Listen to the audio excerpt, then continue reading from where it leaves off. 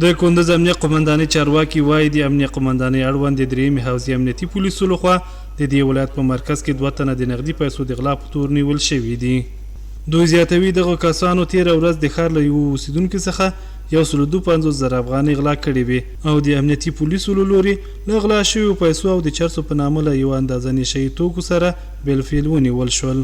دغه پیسې چې د سارق غلا کړې وې دا په مقدار د 152,000 افغانیو کې وې. تاسو ولیدل چې هغه موږ له خپل صاحب د پیسو ته تسلیم کړی. بل ټولو جنایتکارانو ته او غلو ته له موږ له خوا نه دغه خبر ده چې دوی له خپل جنایت نه لاس په شا سي، جنایتونه دې نه کوي. نو مخکې له دوی نه چې دوی له خپل کار کې کامیابه سي د موږ د کشفي ارګان له خوا نه کشف او نیول کېږي. درېیمې حوزې نه ډېر راضي یم، خدای پاک دې تر اخره پورې دوی کامیابه کړي او خوشحاله یم. پیسې ماته راوسپارئ.